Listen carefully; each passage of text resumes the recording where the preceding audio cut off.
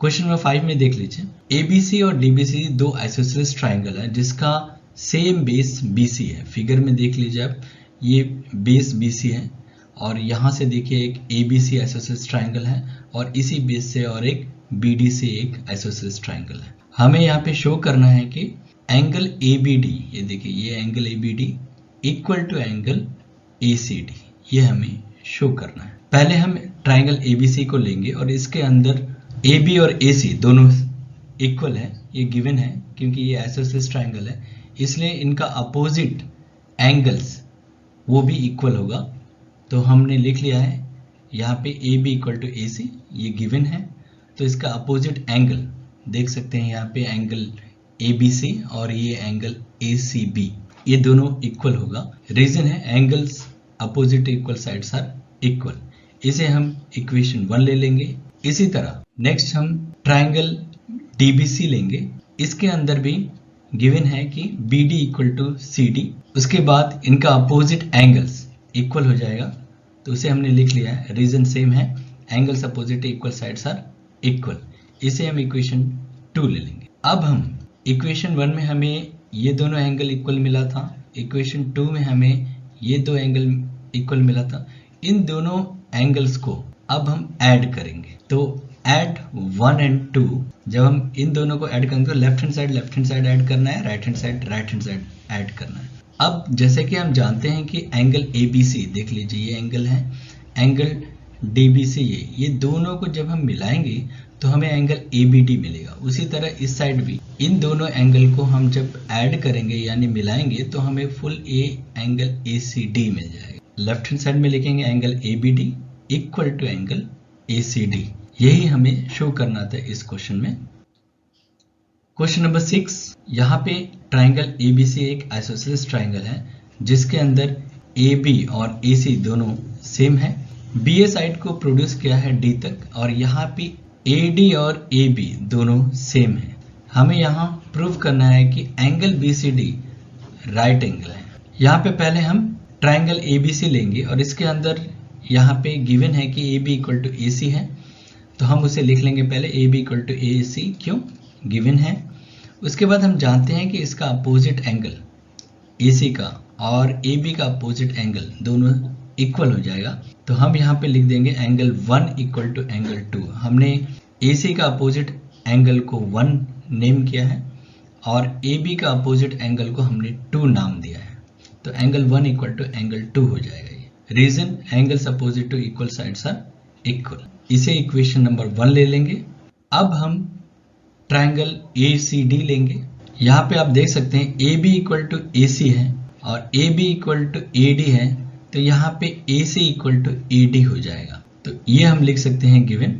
अब ये दोनों साइड इक्वल है, तो इस ट्राइंगल का देख सकते हैं इसका अपोजिट एंगल हमें ढूंढना पड़ेगा। ये अपोजिट एंगल इसका है, इस साइड का अपोजिट एंगल ये, तो ये दोनों इक्वल हो जाएगा। तो इससे पहले हम नाम लिख लेंगे इसका और उसे इक्वल शो कर देंगे। तो हमने यहाँ पे 3 और 4 नाम दे दिया है। अब एंगल 3 इक्वल टू एंगल 4 हो जाएगा। रीजन ये है angles opposite equal sides are equal. अब इसे हम इक्वेशन 2 मार्क कर लेंगे।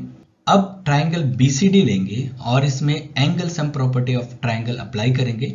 तो bye angle sum property of triangle हम सभी एंगल को यहाँ में 1, 2 और 3 मिलके 1 हो जाएगा। 1 + 2 + 3 + 4 180 डिग्री होगा, तो उसे हमने लिख लिया है। यहाँ पे हमें 2 और 3 चाहिए। देखिए हमें ये angle BCD right angle prove करना है, तो हमें ये 2 और 3 चाहिए।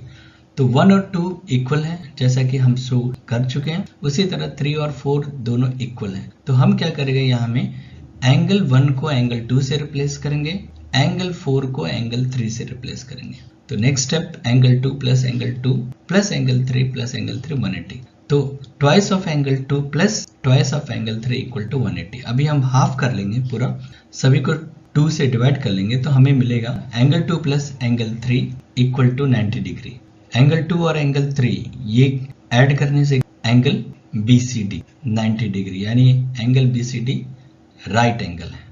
क्वेश्चन नंबर 7 देख लीजिए। यहाँ पर ABC ट्राइंगल जो है राइट एंगल है, इसके अंदर एंगल A 90 डिग्री है और AB और AC दोनों साइड इक्वल है।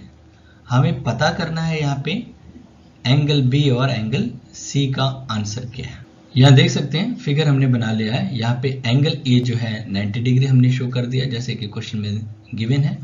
ए बी और ए सी दोनों इक्वल होना चाहिए, वो भी हमने यहाँ शो कर दिया। यहाँ भी ये दोनों इक्वल है। अब इस ट्राइंगल में एंगल बी, ये एंगल बी है और ये एंगल सी है, ये दोनों पता करना है। तो हम यहाँ पे angles opposite to equal sides are equal वो अप्लाई करने वाले हैं। यहाँ पे देख सकते हैं ट्राइंगल एबीसी में ये दो साइड्स इक्वल है, तो इसका अपोजिट एंगल भी इक्वल होगा। हमें मिलेगा in triangle ABC AC equal to AB, ये गिवन है।